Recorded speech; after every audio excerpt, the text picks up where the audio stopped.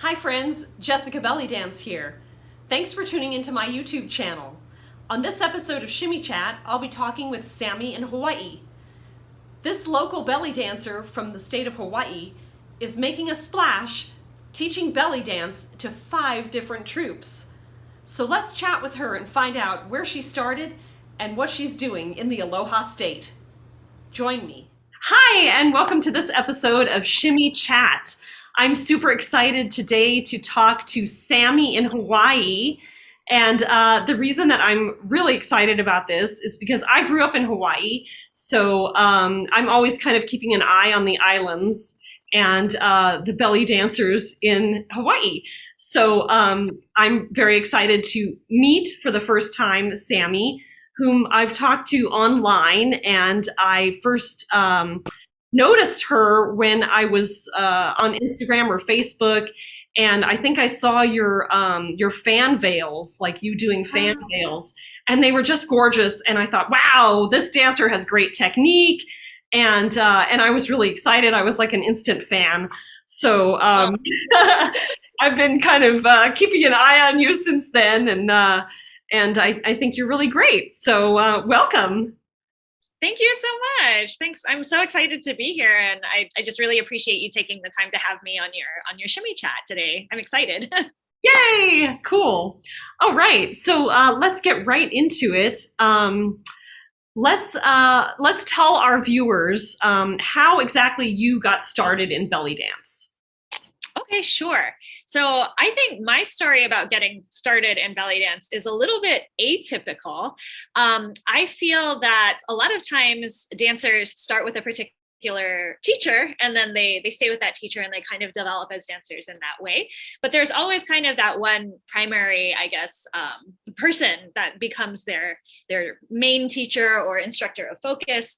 And I completely found belly dance in a strange way.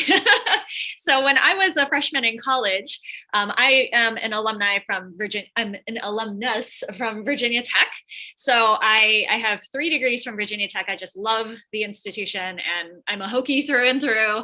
And there was a student organization at Virginia Tech called Hill and Vale.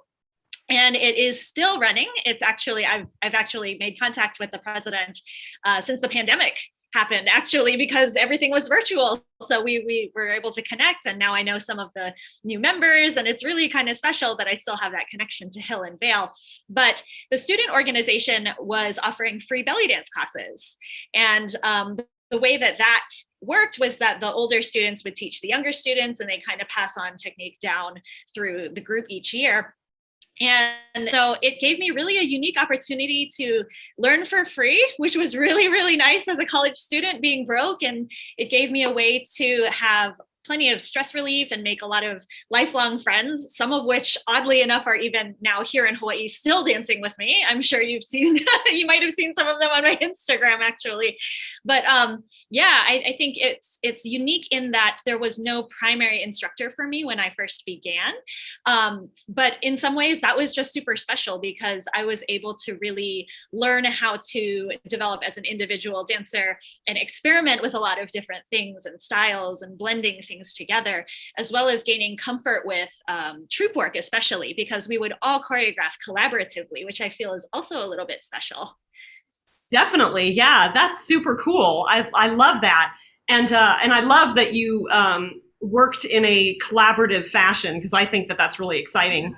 That's something that I enjoyed doing with one of my troops in the past, the first troop that I really danced with too. So cool. Nice. Yeah.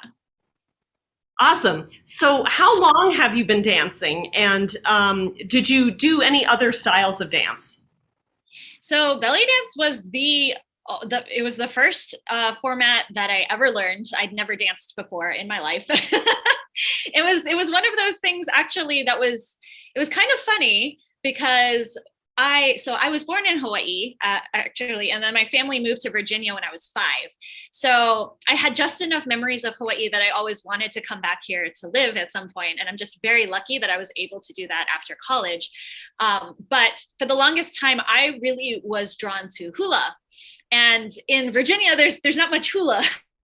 There's just not much of it anywhere. And now there are definitely some halaus that operate out of Northern Virginia, where the population is a little bit more dense and there's more cities and more people up in Northern Virginia. But where I was, there wasn't much hula, and at Virginia Tech there wasn't any hula.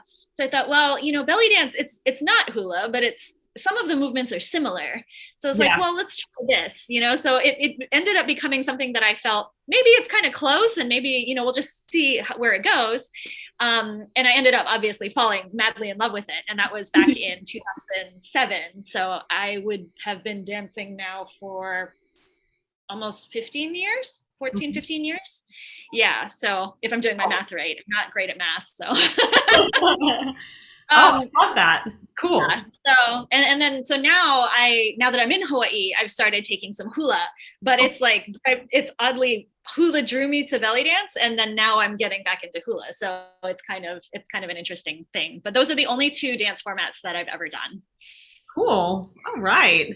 I agree that there are some similarities with the soft hips and some of the undulations and soft hands, pretty hands, things like that. So I think that that's a kind of a nice thing that they share. Yes. Cool. So who have you studied with? I know you said that you started in this interesting collaborative way with other students.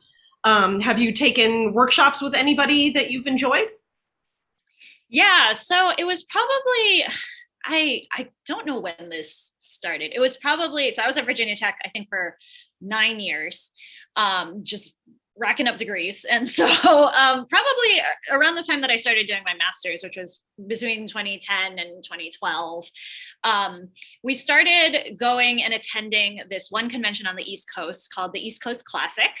And it's run by Nadira Grubbs, who is the owner of Seven Cities Dance in, it's kind of like the Virginia Beach area.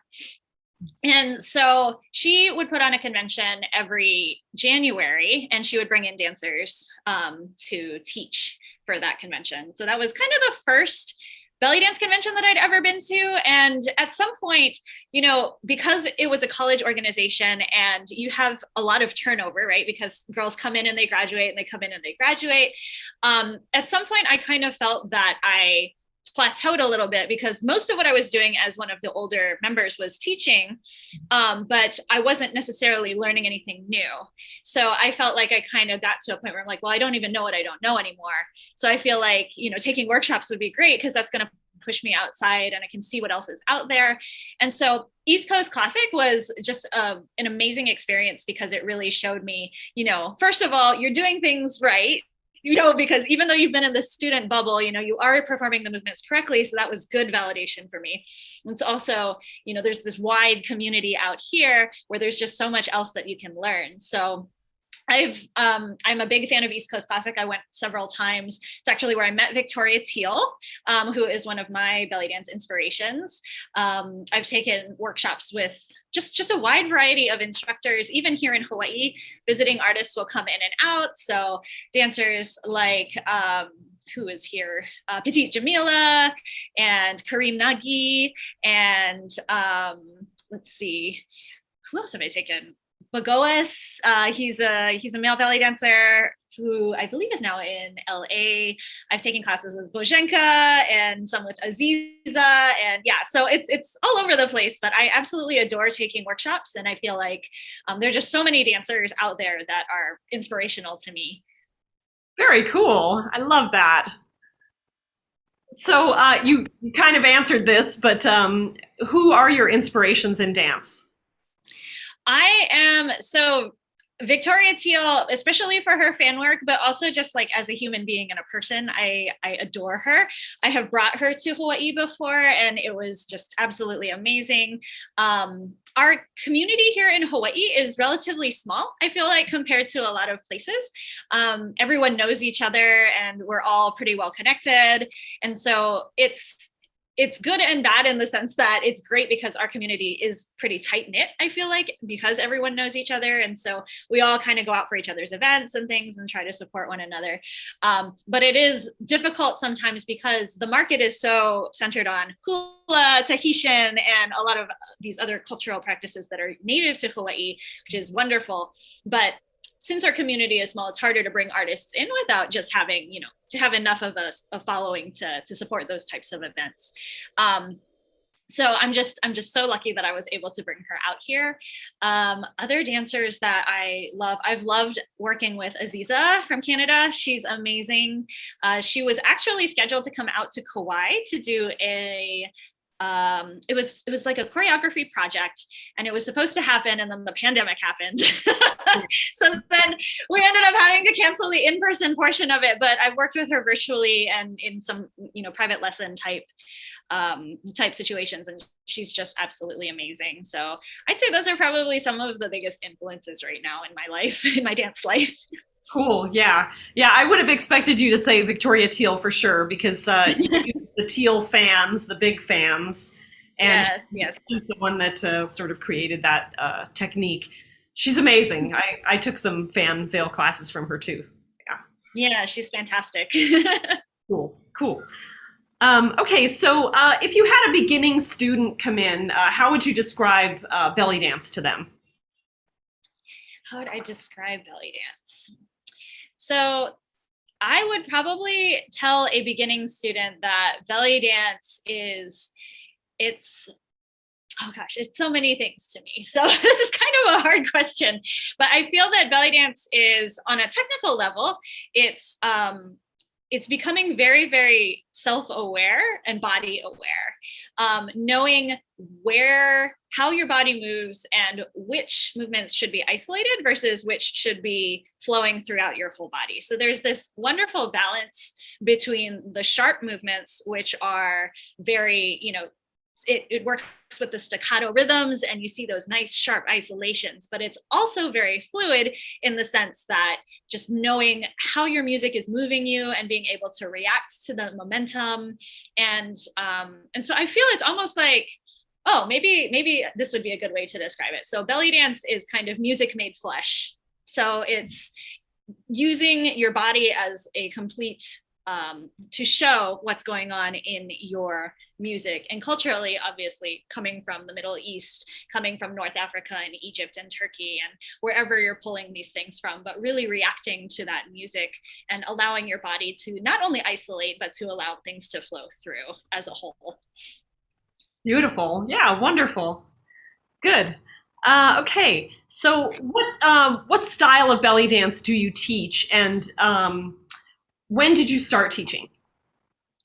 Oh, okay. So this is kind of an interesting thing. And I feel that I've had this conversation with a couple dancers where they've been in the same situation as I have, where at times you're not entirely sure what to call yourself when it comes to your style. It's kind of like you do a bunch of things and you have a bunch of passions, and a lot of different styles and methods will resonate with you. And sometimes it's kind of like, oh, well, what do I say if I put it on a poster, right? Like, what is that? So the closest thing that I've been able to come up with for myself is that I teach American cabaret, but with kind of a twist. So I feel that was kind of where my roots started, were in, I wouldn't call it like authentic folkloric, like to the roots Egyptian, but Hill and Veil, when it first began, started with an Egyptian dancer who kind of, blended some things over and fused things from other styles. Mm-hmm. So I think my base is kind of somewhere in that American cabaret camp. And yeah, I blend elements from just various other styles into what I am now. So yeah. I like see a thing and I'm like, I'm going to take this thing, and I see this other thing and I'm going to take this thing. And yeah, so I've really kind of pieced together my personal style over the years. But I was, again, kind of uniquely thrust into teaching at a very early age in my dance career, because again, with college, it's such a quick turnaround with 4 years. So 4 years is kind of a blink of an eye sometimes in a belly dance journey. And so for me, I was probably teaching, if I started in 2007, I probably started teaching beginners in sometime in 2008, 2009.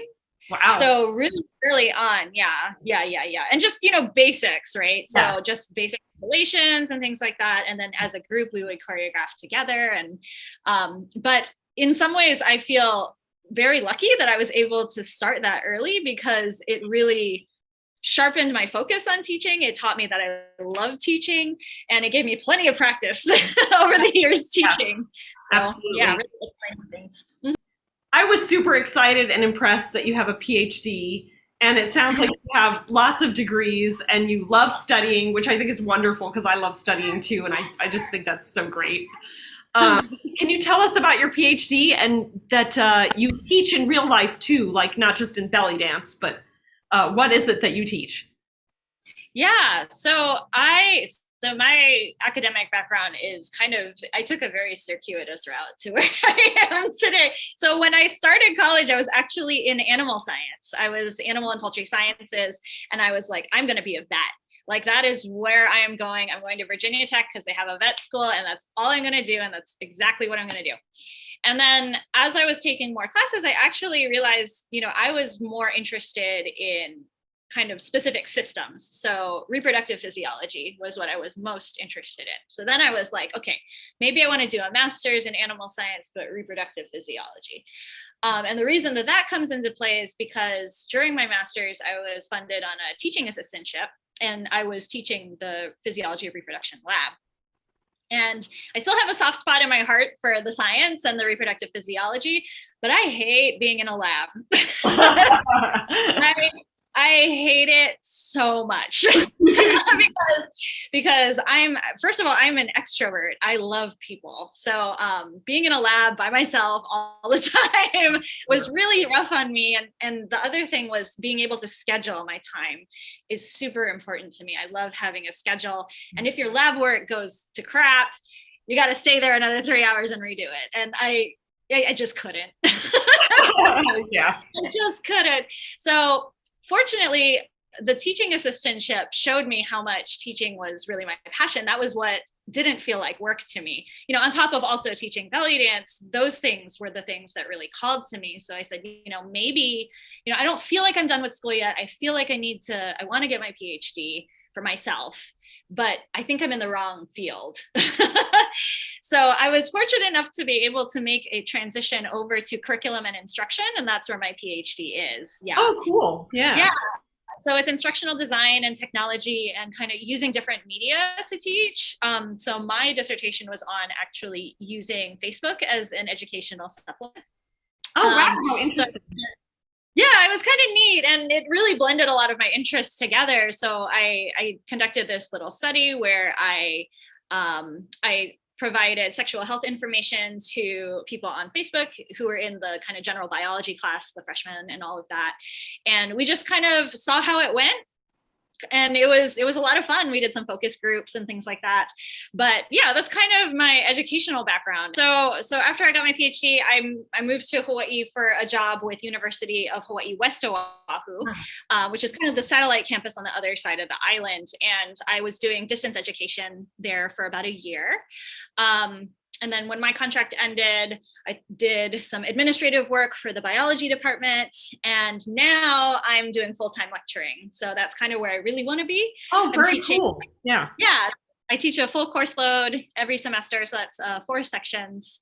And I teach things in the creative media division. So Art 101, a YouTube class on online video as a kind of a social media format, and then a course that I developed called Mastering Social Media also.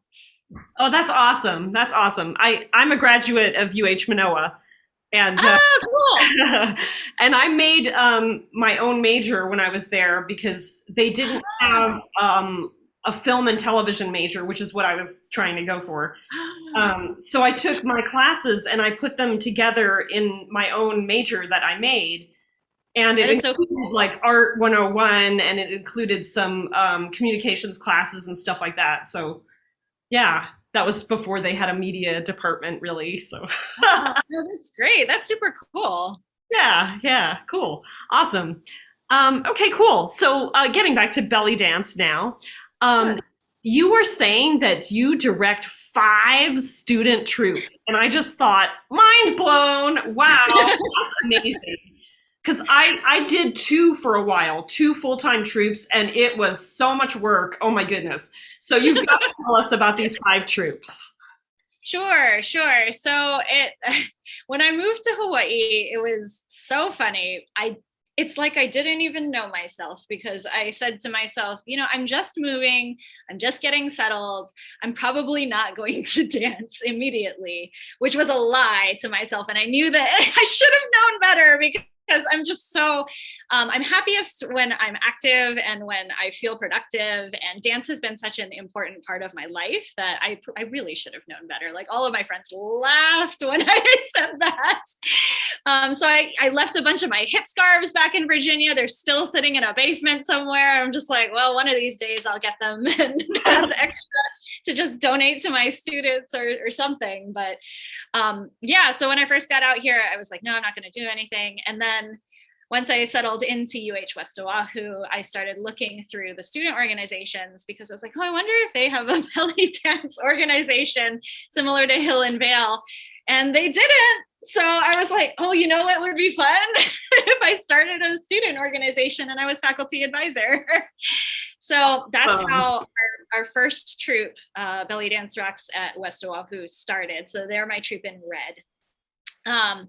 So after I started my West Oahu troop, a very, very dear friend of mine moved from Virginia, and she had actually graduated from Virginia Tech. Also, she's in graduate school now at Manoa, and she's at a level which was, much further than the students that I had just started training, obviously, because they had just started picking up belly dance. But I'd been dancing with this girl for years, and I said, well, what would be fun is if we had an advanced level troop so that we could do fun stuff, like, or more complicated stuff. Not, it's all fun, but more complicated.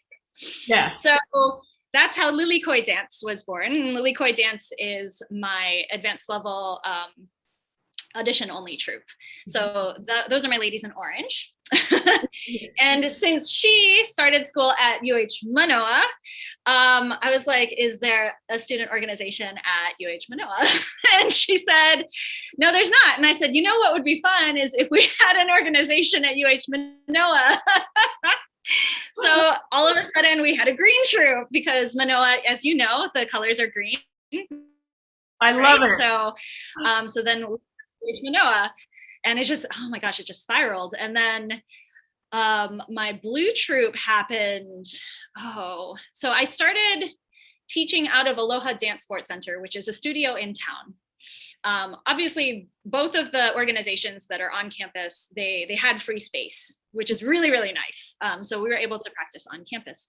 But there was kind of a population of people that wanted to take dance with me that were not students, and they felt like it was a little bit disconnected because they didn't want to take away from the students, or, so they kind of wanted their own thing.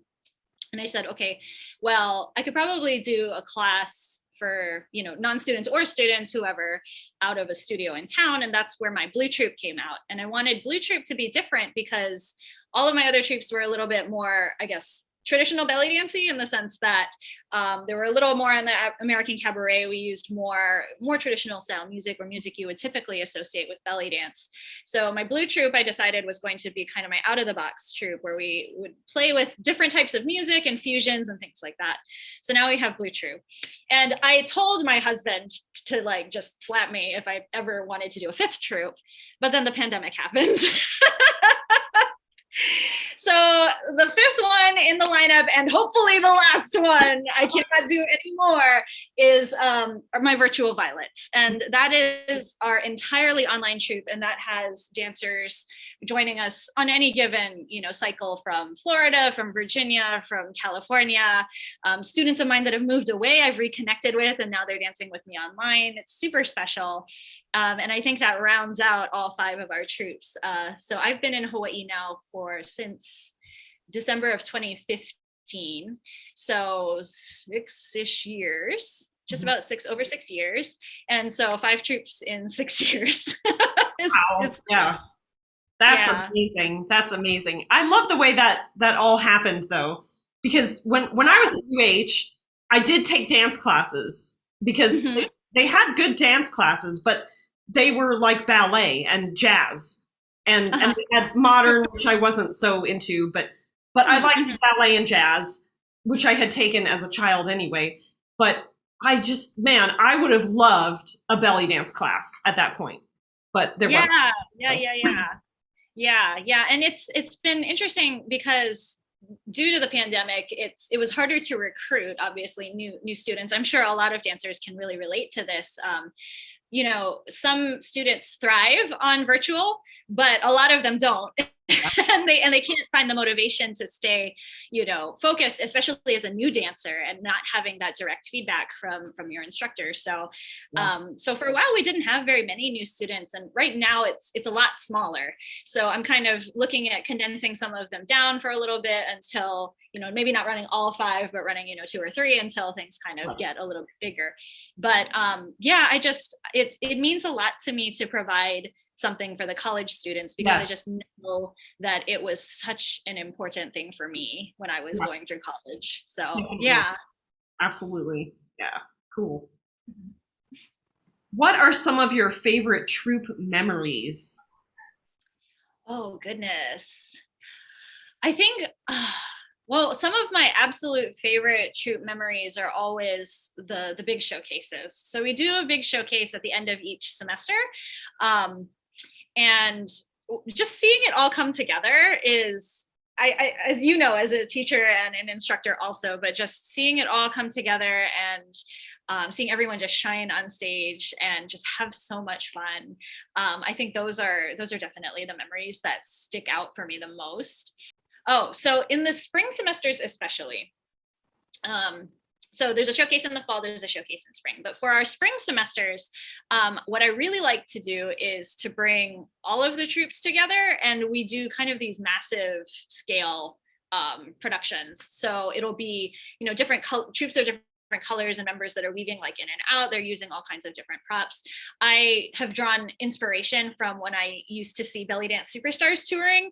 And so I really like those big pieces with a lot of moving parts. It challenges my brain and it challenges them, and it also gets all of the troops together in one space, and so they get to see each other, because if they're separate then sometimes they don't get to meet everybody in our ohana, right? So Right. we like to kind of bring everyone together and have everyone there as a team. So I think some of those practices, especially towards the end where we're learning how to piece things together, we've all learned things separately and then we come in and it's mass chaos, but it's so much fun. Yes.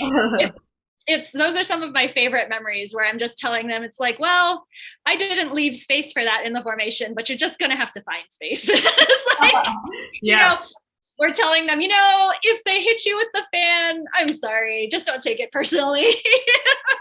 Right. And they're just laughing, and, you know, just everyone's having a good time trying to figure out those formations together. And it just really brings us together, I think, as an ohana.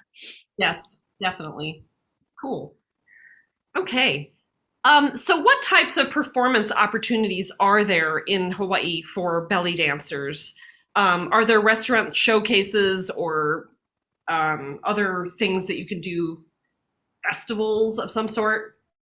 Yeah, this might actually tie into one of your later questions, but Middle Eastern Dance Artists of Hawaii. So I was president of Middle Eastern Dance Artists of Hawaii for 3 years, 2 of which were during the pandemic, which was interesting. But I've been a member of Meta for a while, and also very involved. And so through Meta, especially, there are a lot of different opportunities to perform. As far as restaurant gigs and things like that, there's not as much of that here, just because there aren't many Middle Eastern restaurants in Hawaii, and especially not ones that kind of have that once a week show. There was one that was here for a little while, but then they ended up closing, which was kind of unfortunate. Other festivals in the area, one that we really enjoy doing every year is the Honolulu Festival. And they really enjoy having us as belly dancers. Meadow will perform, but also I'll bring my girls to perform for a separate set also. And it's super fun. It actually celebrates all of the cultural diversity, mostly Asian Pacific Islander, but they also include any cultures for their performances. But they do that in kind of January, February each year. They're oddly enough, Vietnamese New Year celebration really enjoys having us as belly dancers there. So that's one that Meadow will do often. And then just throughout the year, big festivals at gardens or botanical gardens or just things in the community. There are kind of a variety of different opportunities for performing. And then a lot of the malls and things like that, they'll have the big stages. So for our showcases, we tend to go to Ala Moana, the big mall in town, and we'll perform on that stage, which is always fun because you get kind of a 360 audience. Yes. Yeah. Ala Moana center stage. Very cool. I did a ballet show there once. Nice. A long time ago.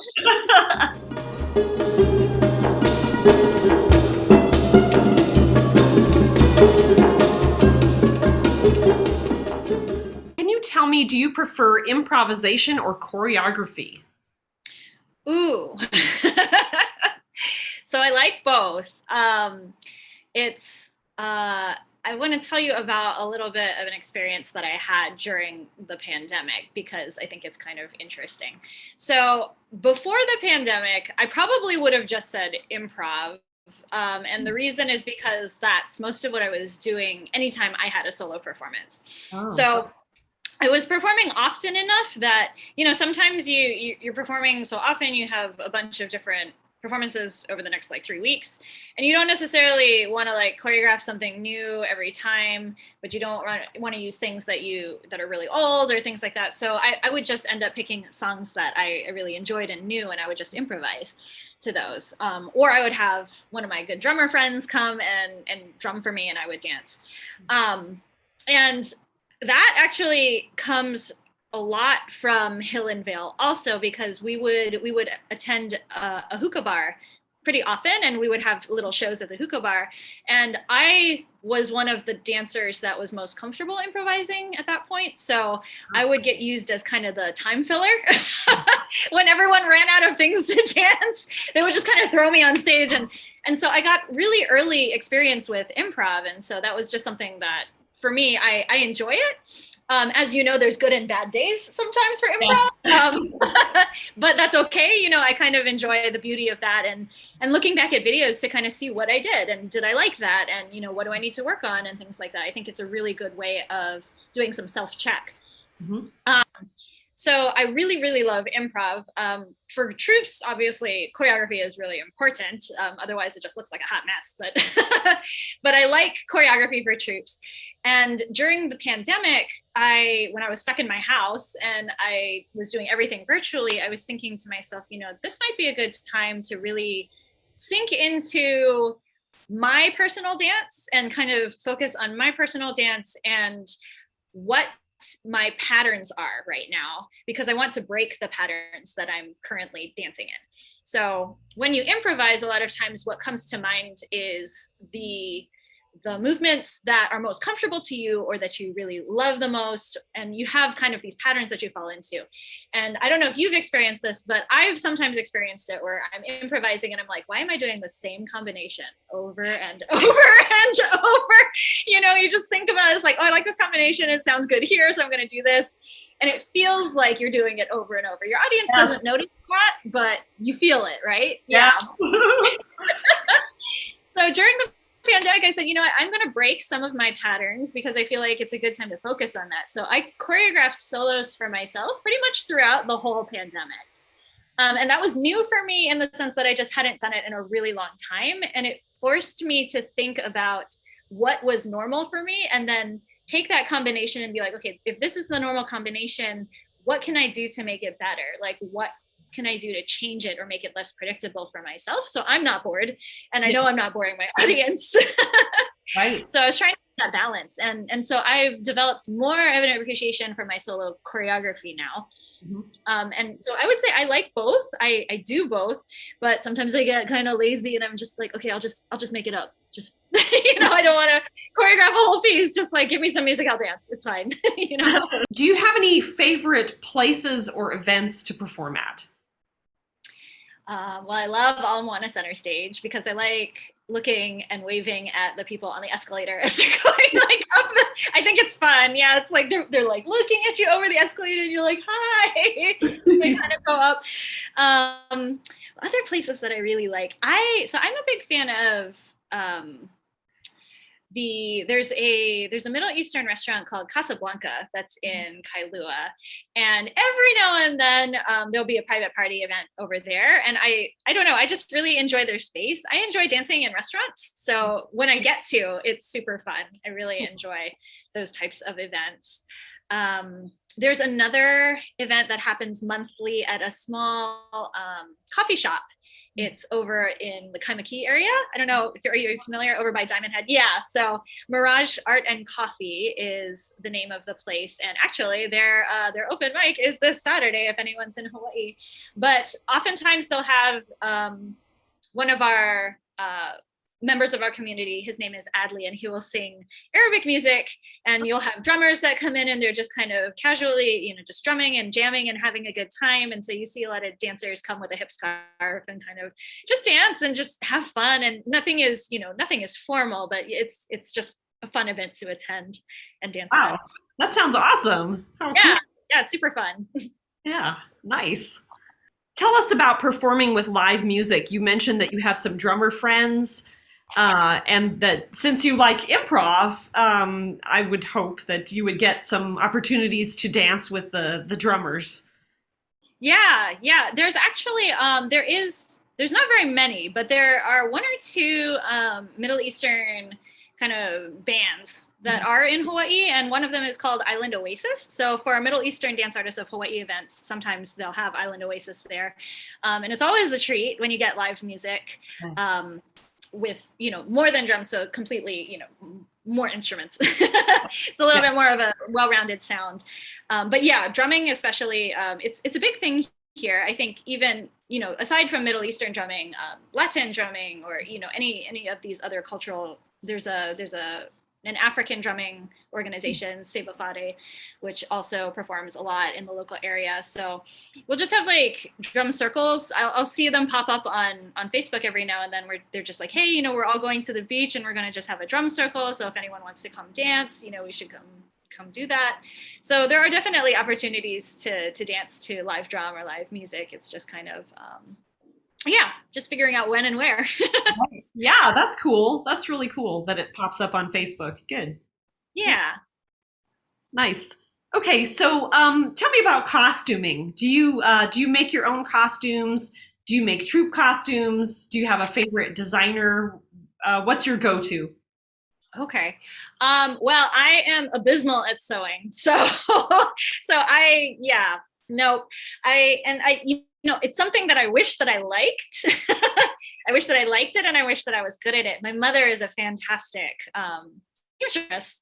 So she was the one that would make all my prom dresses and homecoming dresses and things like that. And she can adjust my costumes if I really, really need someone to do that. She doesn't particularly enjoy it because of all the beating sometimes, but she can help me out. I myself, I would much rather just throw my money at someone and say, please just make this for me in my size. But I wish that I liked it, because I think it's so cool when people make their own costumes. I have so much respect for that, because it's so much time and effort, and just to make something that you love. And but for my troops, I try. I'm always kind of thinking about affordability because of my college students, especially. So for them, it's kind of like, we're going with a standard, like a satin red skirt that's got a split, and then maybe a black top or something like that. So I go pretty simple for the troops. For my personal costumes, I kind of flit around between designers, because there's just so many good designers now. It's hard to pick sometimes. It's just, you see them all scrolling down your Instagram and I'm like, okay, well, I want to buy 30 costumes now, but I can't. So which one am I going to try this year? You know, that kind of thing. But I'm a big fan of Olga Aida. So Aida style, her costumes I really enjoy. And I love that they have the dancers' kind of comfort in mind. For example, little things that I noticed the first time I ordered from her, how the hook on the bra is on the side, so it's easy for you to reach it. The shorts, you know, that are connected to the skirt, and the snaps where the belts are so that it doesn't move around. Like just little things like that really make it different. I think, you know, other designers think about that also, but I definitely noticed it with Olga Aida. I love it. And then I love Cristiano Ferreira. I think the designs that he creates are just absolutely stunning. He was my most recent one, so I was super happy with that. It fit me like a glove from the second it arrived. I was so excited because I am such a hard dancer to fit. I feel like my size is just awkward, so it's finding someone that can get it on that first try. Oh, that makes so much of a difference to me. And then another designer that I feel like is a little bit smaller, Ballerina costume design. She's done several for me, and I really recommend her because she is just so her customer service is just absolutely phenomenal. Like, personal touches that she adds, and when you have an idea and you kind of let her expand upon it turns into something that's really magical. And so she's a smaller designer, but I've recommended several of my students to her because she's also really good at working with a budget. So if you have a particular budget, she'll work within those constraints. Yeah, so a lot of designers out there. Cool. Okay. What are some of your favorite belly dance memories? So not necessarily troupe this time, just things that relate to you. Oh, that's hard. There are so many good memories with belly dance. The one that immediately came to mind was the day that a 3/4 shimmy felt automatic. So that was like the bane of my existence for the longest time. I'm sure plenty of dancers out there can relate. But something about the 3/4 shimmy and just like the weight changes, especially on the down with your like Hagala shimmy. Or just dance breakthroughs in general, feeling like you've busted a plateau, that makes me super motivated and super excited about things. Like you're struggling for some time and then all of a sudden you get it. I feel like as a beginning belly dancer, you get those breakthroughs a lot more frequently because you're learning everything and everything is new. But especially as I've noticed with my intermediate to advanced dancers and then in myself as well, I feel that sometimes you just feel like you're kind of stuck at this level for a little while and you want to bust past it and you need something to like just kind of push you over that edge. So I feel like those moments are really special for me. And I feel like during the pandemic, I definitely had a lot of that with just, again, focusing on myself and like what I was doing and how I could make it just that much better. Like, what's the difference between me and the way I dance versus the dancers that I really admire and respect? You know, how are they moving, how am I moving, and how can I make that my own, you know, without it being copied, right? Yeah, cool. Because we all want to be individual dancers, and that's part of the beauty of it, is just we all move so differently. So like, how can we incorporate things to make that our own? Yeah, definitely. Cool. Okay. Tell us if you have a favorite prop. Oh, I love anything with silk. Anything with silk, but definitely large fans. I love large fans. I use them all of the time. I think I was probably, so when I first got to Hawaii, I didn't see much teal fan use at all. And I think it's also because, you know, Victoria, she's been around for a little bit now. So now I'm definitely seeing like a lot more people using teal fan. But especially when I first got here, I don't think it was quite as widespread yet. So for me in Hawaii, using teal fan, I think that was super fun because people hadn't seen as much of it before. They've mostly been working with the smaller fan veils, with the long tails. So I feel like that kind of gave me a special kind of niche here because not only do I absolutely love that prop, but I really started gaining some proficiency with it. Yes. I was able to offer something a little bit different. But yeah, aside from the fans, I love anything with silk. So veils, wings, just anything flowy. But I do also really enjoy sword, and I'm currently in the middle of a Zill series right now, which is reminding me how much I like Zills. So Yeah. Puffs in general, I just love. They're fun. Yeah. Yeah. Cool. Never gets bored. Have you ever traveled to any special places to learn? I haven't, but I would love to. I would love to. I see all of those retreats that pop up. I want to go to Greece. I want to go to Italy. I want to go to Egypt. I want to go to Turkey, like all of that. I really, really want to do. So one day, hopefully. Right now, I am just kind of like waiting for people to want to come to Hawaii, which fortunately happens quite a bit. So I'm like just waiting for people to visit and teach workshops. But sometime in the future, for sure. I kind of kick myself because when I was in Virginia, I was a lot closer to that side of the world. But now quite a flight for me to plan. So yeah, definitely. Yeah. But it's interesting, your East Coast experience, because I haven't talked to anybody on Shimmy Chat yet who's really had that East Coast belly dance experience. So that's like all new to me because I'm West Coast, and so yeah, there's a big community on the East Coast. There's a lot of different conventions. Definitely tell like who hangs out, and they have their own things. And I actually have a student right now that I'm coaching. She's in Florida, and she's going to be competing at Festival on the Nile, I think is what it's called, but it's somewhere in Florida. So I'm kind of curious about that one because I've never been to that one. So yeah, cool, nice. Okay. Tell us about any creative challenges that you've had, either as a dancer or a teacher. Ooh, creative challenges. So anytime I'm doing a big kind of multi-troupe piece, the challenge arises when they all get into the room and then I have to remember everyone's part. Right.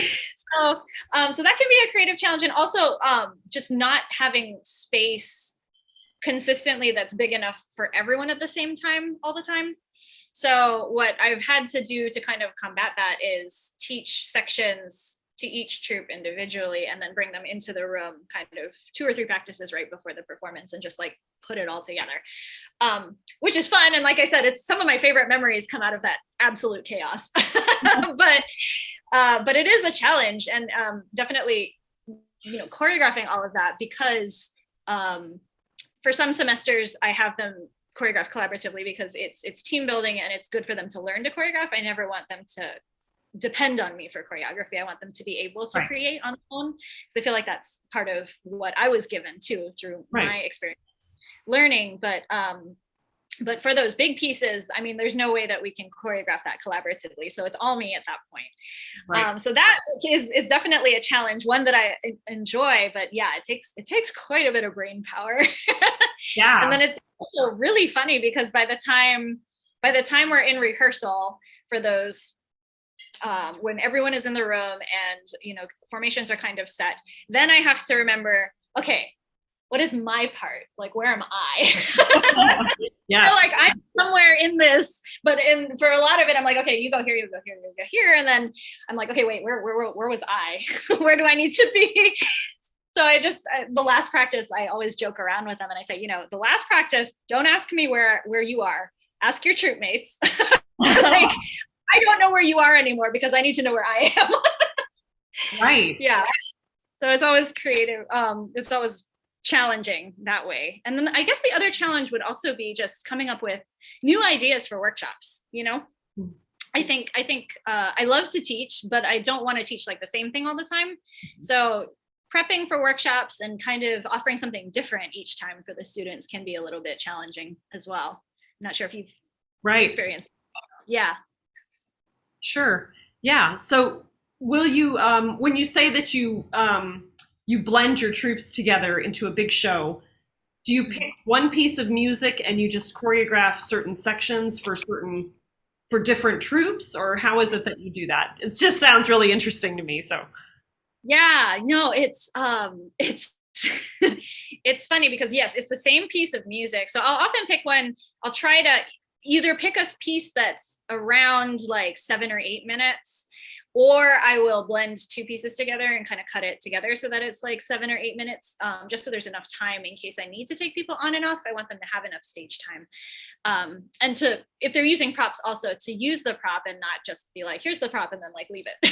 So those types of things you got to kind of think about. But it's difficult in the sense that for the same piece of music, I would maybe have it choreographed 3 or 4 different ways, depending on how many troops are there. Wow. So I have to know choreography for 4 troops for the same piece of music. My goodness. Yeah, that makes it tricky because when, maybe one troop is on one side and one's the other, but you got to know the opposite, right? So it's like, okay, so these 2 troops are third, but I still have to know it to teach it. Right. So sometimes I forget where I am or who I am, in the middle. I'm just like, wait, what troop are you? Where are you? So it's like, and they're so good. My students, we all just laugh. And I was like, my brain is full right now. So if I'm doing something weird, just tell me I'm doing something weird, Wow, that's awesome. Yeah. It's fun. It keeps me smart. Yeah, no doubt about that. Yes. So what are you most proud of in your dance career? Okay, so I think that the thing that I am most proud of is the community that I've built within the students that I teach. So, and the reason I say that is because when I was first learning belly dance, what became important to me as a teacher and just as a dancer in a troupe was the sense of being in something together. The social part was really important for me. So making these, like actually loving and enjoying spending time with the people that I was dancing with was just so important. So not only is it about, having fun and of course, working on technique and things like that, but it's about that personal development, even outside of being a dancer, just enjoying being in a team and collaborating and just coming together and making something that's super fun and beautiful. So what I really am proud of is just the fact that my students not only are fantastic team players, so they do really well in troops, but I like that they are what I like to call bomb-proof. So I want my students to be independent dancers. I don't want them to depend on me as an instructor to do everything for them because they're perfectly capable of doing things on their own. They're very creative individuals and they have the tools and the drive and the focus to manifest their solos or start improvising or create their own group pieces or things like that. I want them to have that.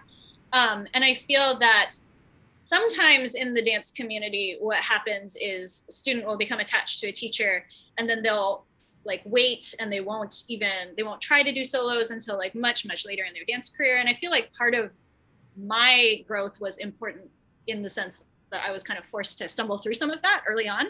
Yes. And kind of just get the practice, because if you don't have the opportunities to just dance by yourself or to improvise, sometimes that, then you just never learn.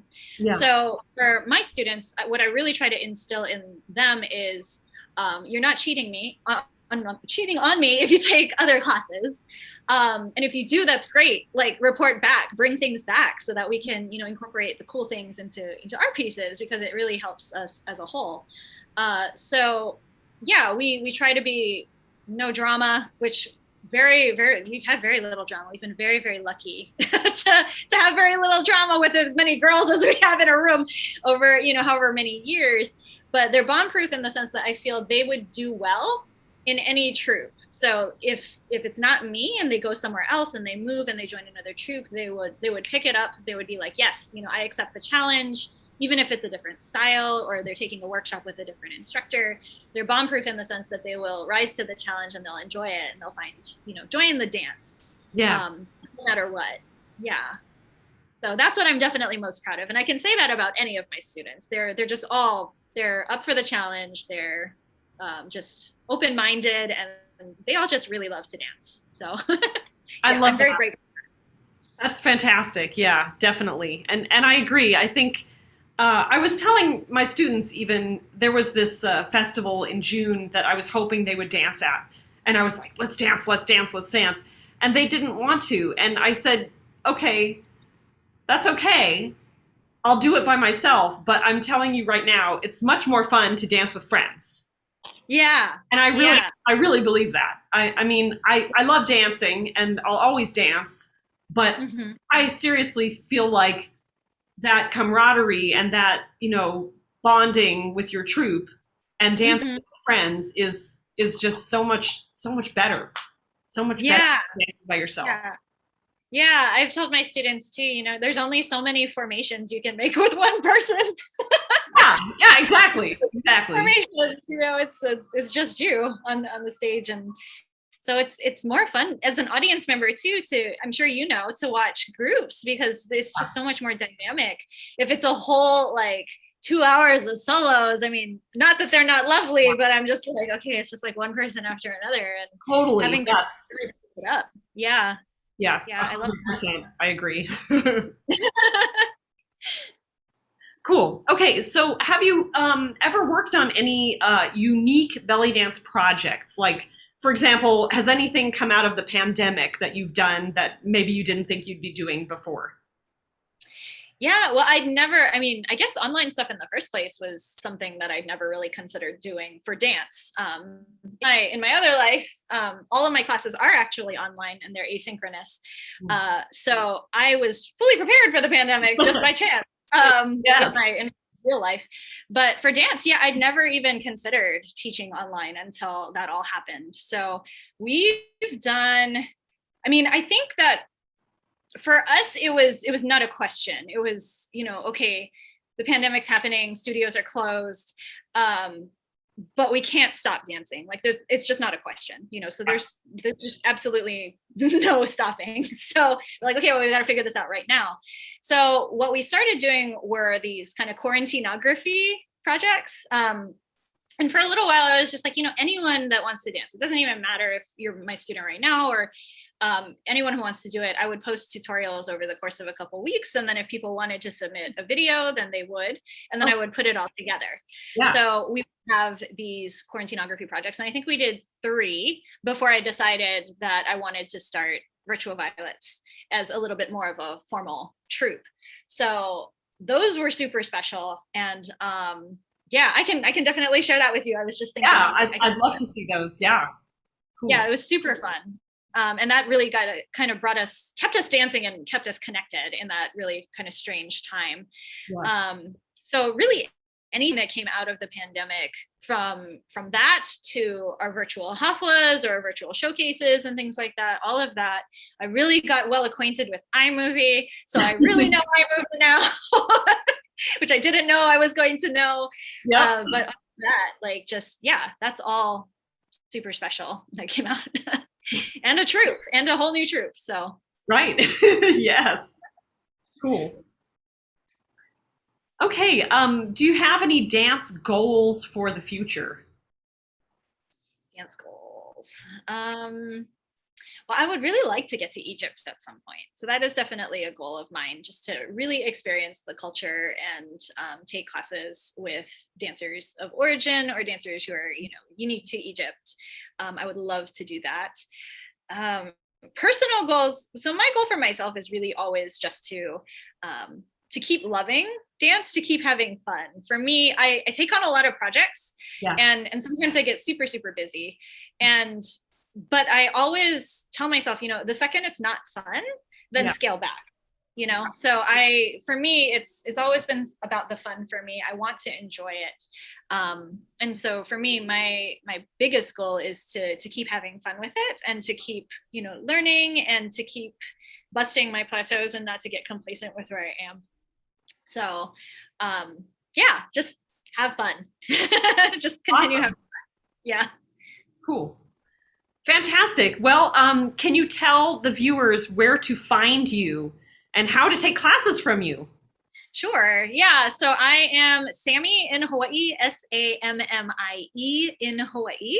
And that's both my Instagram and my Facebook. So you can find me on either of those two social media platforms. If you want to email me directly, it's sammieinhawaii@gmail.com.